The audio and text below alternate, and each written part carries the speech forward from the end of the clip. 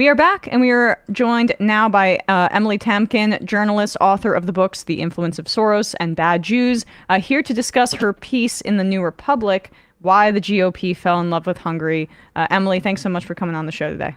Of course. Thank you for having me. So the Republican Party has this budding love affair with Viktor Orbán and the far-right leader of Hungary. I guess it's not as budding as I thought, because you write about how it goes back a little bit further than some people might realize. But just tell the audience a bit about who Orbán is before we dive into some of those ties. Viktor Orbán is the prime minister of Hungary and has been for quite a while now. He was in power, then out of power, and then has been in. And I think it's important to note that his attempts to reach the Republican Party really started when he was out of power and trying to separate himself or tried to sort of distinguish himself from the party in power, not by saying, hey, I have a fondness for Putin and strongmen as well, which is sort of the tack that he takes today, but by saying, look, I'm transatlanticist like you, and which is sort of where the Republican Party was at the time. The reason I stress this is that, as some of your listeners may know, Orbán and Fidesz really first became known in Hungary during the late 80s, when he was really pro-democracy and sort of a freedom fighter. And I think it's important that we see this common thread of Orbán really telling his audience what he thinks they want to hear at the time that he sort of thinks they want to hear it. So he makes this sort of outreach effort, and then that doesn't really go so well. But then Trump comes on the scene, and Orbán is already back in power. He's already starting to talk about illiberal democracy. He's rewriting Hungarian history such that Hungary has never done anything wrong. It's just been victimized. It's, the politics of grievance, which is sort of a piece with what Republicans here are doing. Certainly, yes. Exactly. He finds he finds this audience in Trump. Particularly once Trump is in office, he gets a White House visit. He finds an administration that sees sort of flirtations with Putin and thinks like, okay, we want to, we still want to work with you. And really we've seen that since, and it's transcended Trump. I think now they're all in on him as the candidate, but you saw some outreach efforts to Ron DeSantis and to his camp. CPAC, the conservative conference, went to Budapest. And what I try to get across in this piece is that this is really sort of beneficial for both sides, so much so that they paper over what are actually some very real differences that I think sometimes we ignore when talking about this alliance. I mean, one of the similarities that just sticks out to me immediately is the anti-Semitism, and the fixation on Soros in particular. I understand that Soros is Hungarian, if I'm not mistaken, right? Exactly. He was born in Hungary. He survived the Nazis and the Arrow Cross and left during the socialist era. But he's originally Hungarian, and actually his first open society's first really concerted efforts were in Hungary, and he's been there for the last. That's been there for the last 40 years. And when Orbán came back to power, there had been conspiracy theories about Soros before, but he really doubles down and pushes this idea that Soros is flooding the country with migrants, and Soros wants to degrade the Hungarian nation. And of course, not that we hadn't heard such conspiracies before, but really in an amplified, sustained way once for the past really 5 years. Absolutely. I think that's a really important link. Through line. Yeah. And it's super key, I think, to understanding this, because this is just a laundering of great replacement theory through anti-Semitism, right? And you see this on the right in particular in the US, where Black people are coming to take your jobs, or Mexicans are coming to take your jobs, but they don't have the puppet master abilities that someone like Soros would, if you catch my drift. He's the one who's getting all these hordes of, and again, I'm speaking in their voice here, right, hordes of people to come and ruin your life because he is the mastermind. That is completely identical to a lot of things that we hear from elected Republicans in the U.S. And then, of course, on the now canceled Tucker Carlson program, who's referenced in this piece, given his reverence for Orbán. I think it's a really important, I just think that it's so important to stress, because it really speaks to the core of the political projects and what they have in common, which is we get to decide who the nation is, right? We get to say who the real Hungarians are. We get to say who the real Americans are. We, the politicians, are the only ones who can protect you. And there's this nefarious element in our midst that would degrade and corrode the nation from within. And we're the ones who are going to protect you from that. Now, I didn't say the word Jewish just then, but these tropes are so baked into our political consciousness that, right, that your anti-Semitic synapse lights up when I say, like, this rootless force that's trying to degrade the nation by bringing in, and is seeking to replace you. It's anti-Semitic, it's xenophobic, it's racist, and it also makes for a society that cannot trust itself, that cannot trust its sense of self, because there's always this greater force that's threatened, that's looking to sort of pull one over on you. And the politicians set themselves up as really the only ones who can be trusted to protect you from that. Yeah. And in that sense, it's completely anti-democratic. And it's a very, very convenient situation for a strongman like Orbán, where you can just essentially say, well, I am the one singular person who can bring our sense of national identity back against the corrupting influence of the non-nationals who may look a little differently than you. I guess, which does bring me to his tenure as the leader of Hungary. I mean, what are some of the hallmarks of what he has implemented, given the fact, I guess he cut his teeth in opposition, but he seemed to have tested out a bunch of different things, saw what works, and now he's one of the most notable far-right leaders of this ilk in the world. Yeah, I mean, it's sort of wild when you think about, like, why are we talking about Hungary as often as we are, right? And I don't mean to sort of knock Hungary, but it's a relatively small, relatively poor country in Central Europe, and he's managed to get an outsized international influence by pushing these theories. So it's the rewriting of history in which, and when Trump did a similar thing, right? There are American politicians who have pushed a similar vision in which you and your supporters have done nothing wrong ever, you've only been taken advantage of, and so on and so forth. So it's the rewriting of history. It's the attack on education, either pushing universities like CEU in Budapest, which Soros founded, largely out of the country, or trying to sort of take over different institutions. It's the attack on migrants and asylum seekers and on NGOs that would help them. It's saying that a family doesn't involve any LGBTQ people, and that teaching that there are people who are LGBTQ, that it's in and of itself is a crime. And I also think there's another parallel that I think is sort of fits, which is that Hungary is able to do this in part because it exists within the structure of the EU.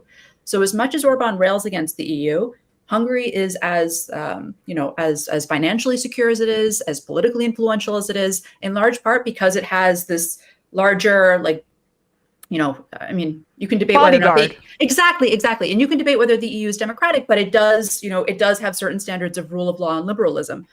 To me, it's sort of similar to, I spoke to one person in the piece who compared it to US states in the 19th and mid 20th century that were anti-democratic, but existed within this larger democratic structure of the US. Personally, I think that you could make that parallel today, right? I think there are governors today who sort of act like mini Orbáns, where, it's an attack on rule of law, it's an attack on democracy, but they have these sort of but they're able to do it because they But we'll take your disaster aid, for example. Exactly. Yeah. You mentioned CPAC there. I think this is a good opportunity to talk about, Matt Schlapp and CPAC and some of the conservative connections that are not, just ideological, but tangible with Orbán and conservative groups in the United States, if you don't mind talking a bit more about that. No, of course. I think some of it is just sort of their ideological bedfellows, but we should say that there are individuals who go back and forth between these two places. Hungary hired former Florida Congressman Connie Mack to lobby for Fidesz for Hungary in the United States. CPAC is a convening of conservative figures, and they had Hungarians and Americans together. MCC, the Matthias Corvinus Collegium, is a private institution in Hungary that Balázs Orbán, no relation, runs, that is sort of meant to be another convening spot of these American and Hungarian conservatives. Other figures, Arthur Finkelstein, who was a Republican operative from New York, met Orbán through Netanyahu, actually, and sort of was one of the people who came up with the reanimated Soros conspiracy theory. So there are individual figures who sort of have, work as touch points between Hungary and the United States. And they really tout, I write in the piece about why. And I think for American conservatives, they're not actually concerned about the reality of Hungary, right? They're, if it's what life is actually like for people there, that doesn't matter to them. It's sort of a projection.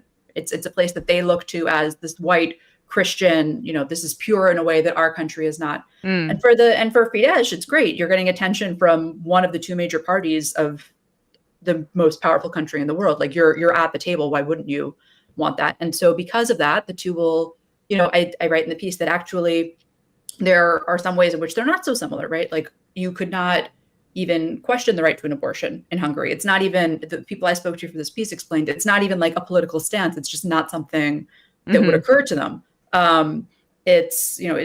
Hungary provides very generous childcare. Now, that is because they're pushing natalist policies where women are expected to have multiple children. Right. But there's a whole social safety net that goes along with that most people in the Republican Party don't want to provide. So there are these very important differences that both sides, because it's so mutually beneficial to say that they have this alliance, right, for the projection or for the, the sort of boost, they'll pretend that those aren't real. Well, they do have generous childcare, but that's only for straight people. I mean, and this is also a hallmark of Orbán's, I would say, political identity is like, in the United States, there are differences in that you might hear Josh Hawley say something like this, or you might hear, whatever the other dude, Tom Cotton, the fascist, or whatever. Like they might say something similar, but they're never going to implement some sort of childcare policy, even that's incredibly discriminatory towards LGBTQ people, because they answer to big donors, and they don't want a social safety net that's going to cause them some tax dollars. So I think that distinction is different, right? Or that was redundant. I think that distinction is important. Yeah, and I agree with you that it's also important not to pretend that like it's because they're so wonderfully supportive of all different kinds of families, right? It's still in service of a political project. The end goal of that political project is not so different from the Republican political project, but Hungary and the United States are actually not the same. And so to get there, they are pursuing very different policies. And it's, you hear every now and again some figure on Fox say, oh, we need to, sort of gets at a child tax, but when push comes to shove, the Republican Party does not actually support that at all. And it doesn't matter how many events about the precious family they co-host with Hungarians in DC, they have not fundamentally changed their policies to reflect Budapest policies. There's also this fixation on the Christian family as a unit. So where there is overlap is this kind of Christian nationalism.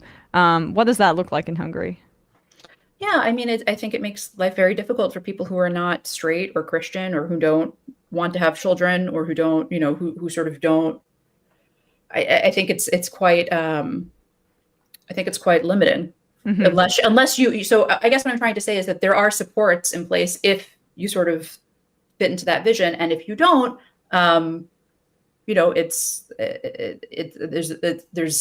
there isn't that same support for you. It's more limited into the imagination as to what your life could be is more limited.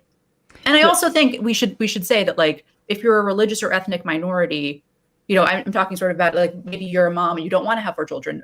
There's pressure on you. But if you are Jewish, or you're Muslim, or you're from a different country, or there's actual pressure on you. I have been reporting on this for several years now, and I've noticed that in the NGO space, to a certain extent, it's gotten harder to find people to speak to, because particularly when it's about Soros, just because it's become so politically toxic. It's become just any connection with the name brings so much pressure onto the people who are trying to do things like make life a little more bearable for gay people, right? Mm-hmm. Or provide some aid to asylum seekers. And I think that's the reality of saying, oh, we're building an illiberal Christian democracy. lastly, before I let you go, Emily, you talked about natalism, and I've been trying to sound the alarm about that on this show for a little while because, I mean, for one of the richest men on earth, Elon Musk, is an open natalist. What does that really mean, and what does that look like in practice, and why is it a focus of the far right?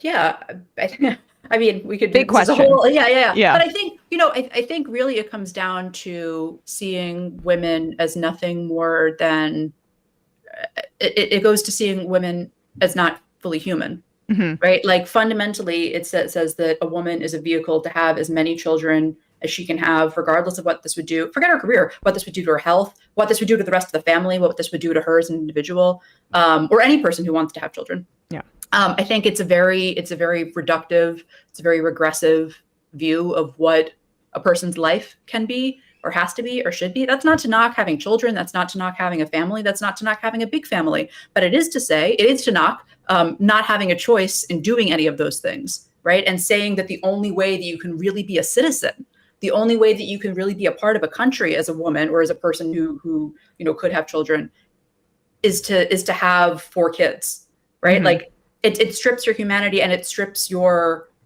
in a way, I don't want to sound melodramatic, but it really strips your citizenship, because all of a sudden the one way that you can participate in the demos, right, is to bear children. Yeah. So that's why I think the far right likes it, and that's why I agree with you that it's that people who believe in democracy in its most robust form should be wary of it. And especially because it often really crosses over with it just being the reproduction of white babies as opposed to... I mean, all of these things are really connected, right? Like the anti-Semitism is connected to xenophobia and to racism, which is in turn connected to fear of losing, I don't know, pure white people, which is in turn connected to natalism, which is in turn connected to the anti-Semitism, right? Like I often say you have to look at these things in concert, because that's how they work. So yes, it's all and the reason, and there are many things to criticize about Soros, but I think one of the reasons that he is such a frequent target of people with this political vision is that an open society is one in which no matter your gender, your race, your religion, your whatever, you are equally entitled to take part in discussion and debate and to try to shape society. And that is what is directly counter to the vision of these politicians. And that is what what Fidesz and the US right has in common right now. They want to close society, and all of these policies are to further that. Emily Tamkin, journalist, author of the books The Influence of Soros and Bad Jews. The piece is called Why the GOP Fell in Love with Hungary. It's in the New Republic. We'll put a link to that and everything else in the description wherever you are listening to or watching this. Emily, thanks so much for your time today. Really appreciate it. Take care.